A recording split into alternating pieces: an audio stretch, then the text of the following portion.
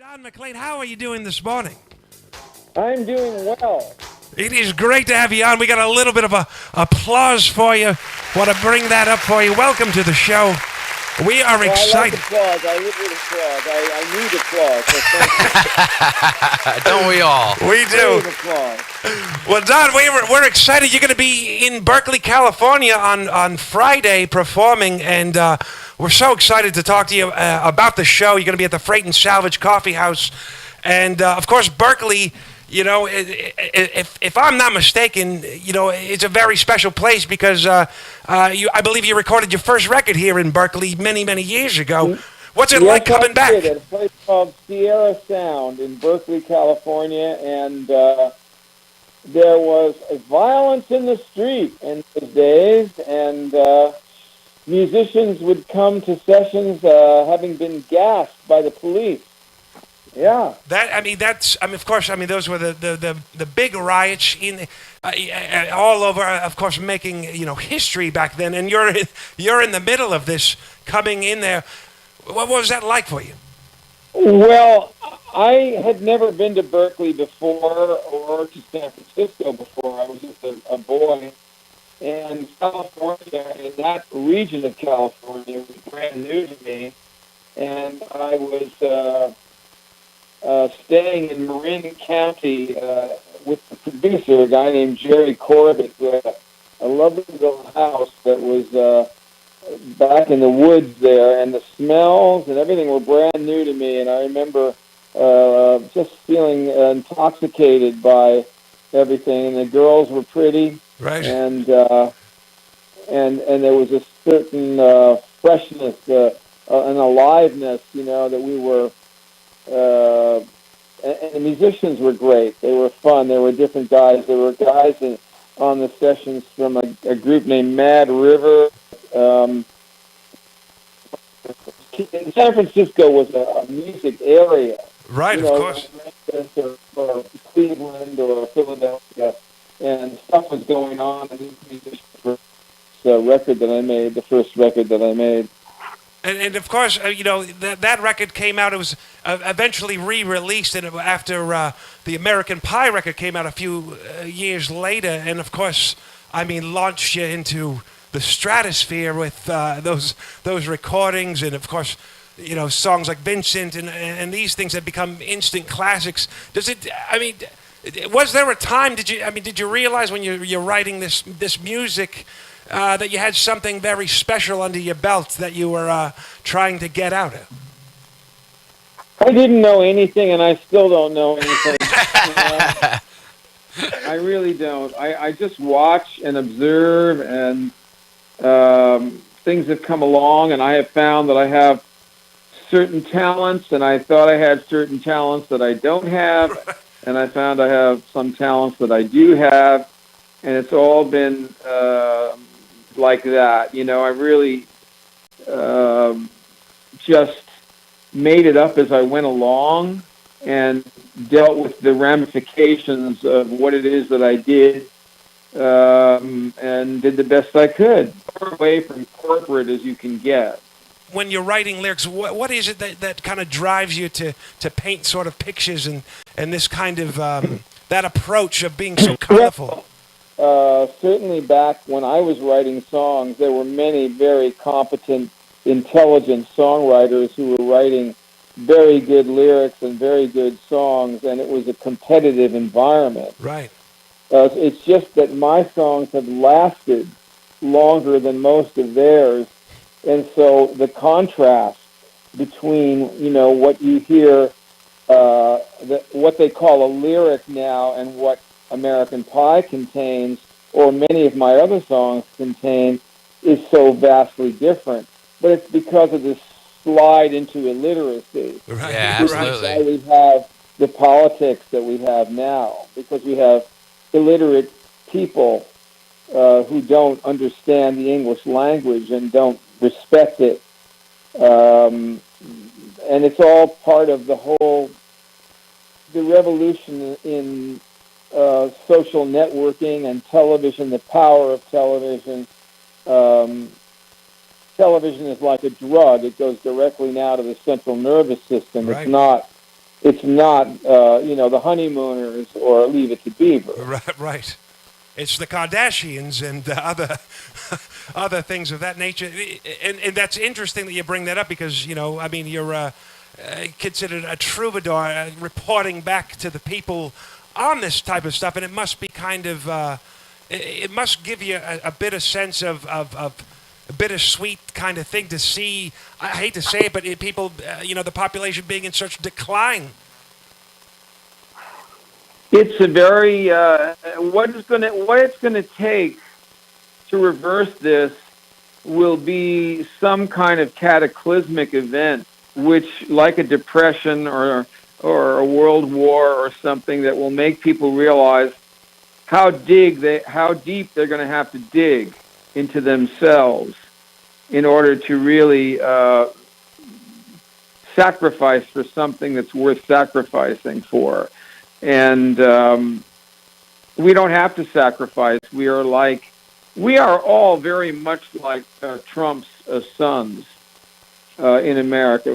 I see it that way. I see America as a very big, rich, spoiled family, and all these other countries around the world as families that are poorer or have to struggle more or whatever. I've been all around the world many, many, many times, right. And when I come back here, we're always moaning about something that really doesn't matter much, and because we've got the time to do it. And so an event that is going to be a unifying event will not be pretty, but it'll probably be the best thing that ever happened to us. It's scary. It feels like it is in the air. And as we've seen over the weekend with the chaos taking place at Charlottesville, I mean, there is, it just seems like every week there seems to be something new in the news. How do you personally kind of cope with having to see this kind of craziness every week? It's something new. When I was starting out, it was just like that. I mean, it was crazy and out of control, and there were bomb scares everywhere, and there were people in the streets always fighting. And one of the things that I don't think people realize, because it's been so long since that's happened, and again, Berkeley was a center for that, because there was still free thought on college campuses, right, which there really isn't anymore. But that can all change, Everything is changing all the time. Right. Yeah. The map of the United States is not going to stay the way it is unless we do the right things, because, things are always changing. It was very similar back in 69, 70, 71. There was an intensity out there of people, and Nixon and people like that, right, before him, Johnson, caused people to get, the left wing especially, which is basically pacifist, to start to get seriously pissed off. And I think you're going to see that now, because this president that we have annoys people enough so that they're going to start to, to do things they normally wouldn't want to do on the left. Obviously, we're seeing it now. It's such agitation and divisiveness and putting people into sides, pitting people against each other. And something, I mean, obviously, it's not sustainable. I think it's the lying that gets to people after a while. Right. The lying. That's the main thing. The corruption, of course, is equal to the lying in this particular instance, but the lying is the thing that finally gets people really angry. And of course, now with the fake news and the media, it blurs the lines so that people, it basically covers some of those lies, and that becomes very hard for people to decipher what is. What's real. Well, the pundits don't know what to argue about. They don't have any hard ground to stand on to discuss anything. Right. Because it's shifting all the time, and it's all bullshit. Right. you're forced to have to kind of do your own research, which obviously I recommend for anybody listening is to do your own research. But you're forced to have to do that. You cannot, unfortunately, the trust in the media is dwindling, at the very least. Well, that's the good thing about the internet is that there's so much, you can do so much research about so much on your own, and it's actually, helps you, one thing leads to another, so that it's really hard to say, which way things are going to go. Right. But the one thing that is clear, it seems, is that people have hardened on both sides, and not just now, but way before this administration. And they closed their minds to discussing things in an intellectual way, in a dispassionate intellectual way. This is what I loved about Lenny Bruce, and he was important to me when I was young. Saying things, talking about things that people don't want to talk about, but now it's become so toxic that, if you say certain words, your career's over. Right. Or if you do something, oh my God, you have to go to, some sort of a program to get you reprogrammed, Right. But that's the thing. I've never been reprogrammed. I'm still seeing things kind of like I always did. And it's funny. It might come all the way around, because I think a little anger is appropriate now, actually. Right. As long as it can be focused into something that can turn this thing around and be positive. That's what we all kind of... Well, if people are angry because they believe in something, that's right. one thing. But if a guy just loses his job and goes postal and kills everybody back at the post office, that's different. Right. But that's something that's been building a long time also. Look at how many of these happen every single week, and we don't even think about it anymore. We're desensitized to it, in fact. It happens so much that... people just go on and on with their latte and their other thing. It's just a passing thing, and I think we see so much of it that we do shut it off. Well, that's going to have to. Something's going to have to. It's amazing because your perceptions of things can change radically because of an event, some other event somewhere. Or an event in your life or whatever, right? And all of a sudden you see the world differently. It's never forever. They can never really control the way people feel about things and see things, in spite of the fact that we spend so much time in front of the television and on the telephone looking at the YouTube and all this other stuff. Right. We're very overly entertained. But the thing about it is that the reality now is coming through that entertainment system back to us, and we're going to have to take a stand.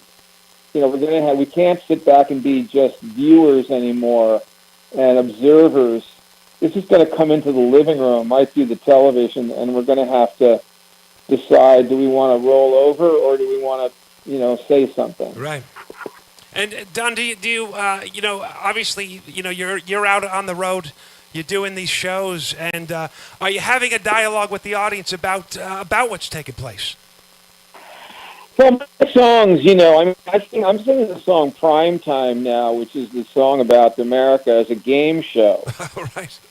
And I just have to revive some of my other songs to be right where things are right now. Tapestry. Orphans of Wealth, Headroom, some of these songs, and they're home runs because it's exactly where it is right now.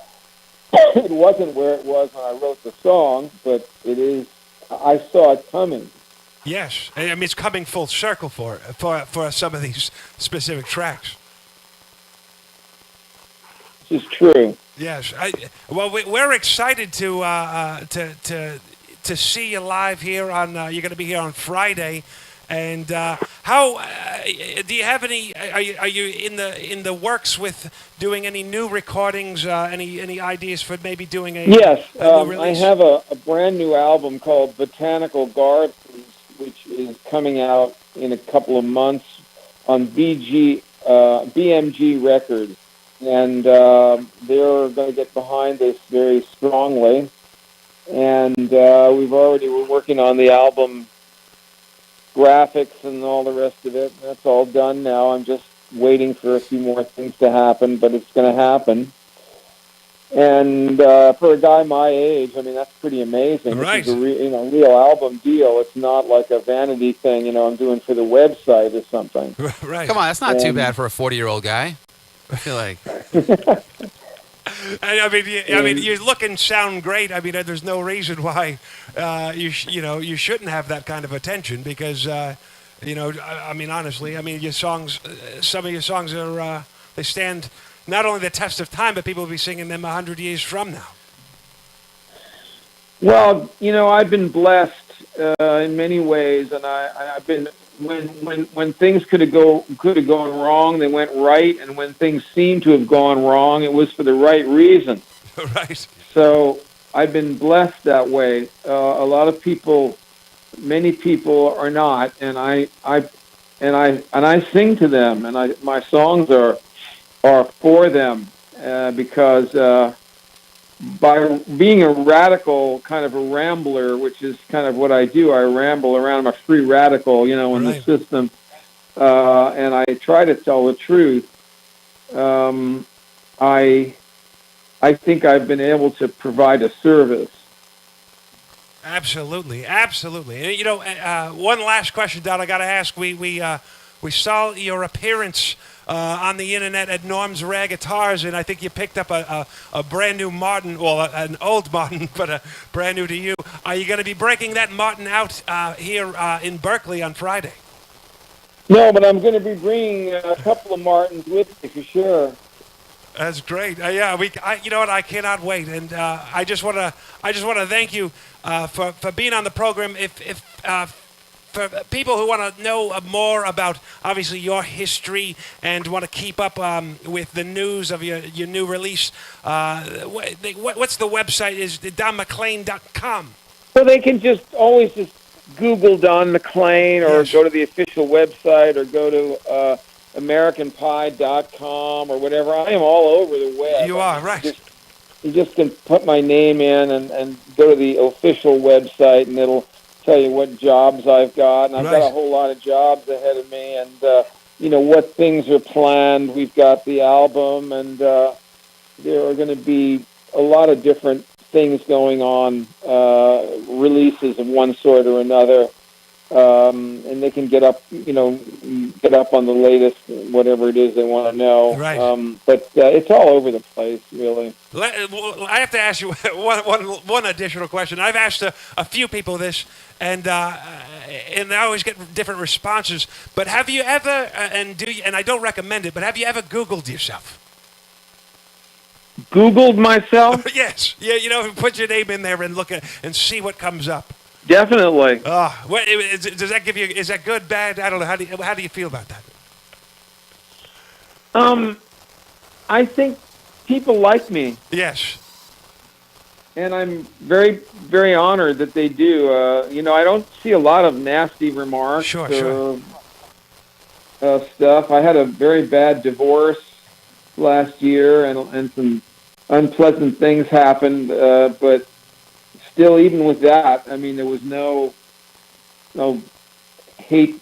I hate Don McLean, Right. So and it's real easy for that to happen because there's certainly a lot of people out there that want to find a reason, to hate anything. But I think that my songs have been good for people, and I'm really happy about that. Well, we love you, Don, and we look forward to seeing you on Friday, August 19th at the Freight and Salvage. And I want to thank you so much for taking the time and sharing a little bit of your morning with us. Well, I really enjoyed talking to you and getting into this a little bit because memories of making a Tapestry album there at that studio and the musicians that I met, and the whole thing was different and new to me. Was a very important time in my life. Right. I mean, the first album I made was the hardest damn thing I ever did to just get out. It was next to impossible, and it finally happened. And and it happened under the circumstances of performing and with musicians and in a studio there right in Berkeley. So you really brought back a lot of memories to me as he spoke. I'm glad to do that, and I hope that you some of that kind of reconnects with you when you spend some time here in Berkeley. I hope that kind of. Well, I'll be there, and we got a great band, and I love to sing, so we'll have a great time. Well, thank you so much, Don. Thanks, Don. And we'll see you on Friday. All righty, nice to talk to you. Yeah, take care. We'll talk to you soon. Bye-bye. All right, bye-bye. Legendary songwriter Don McLean.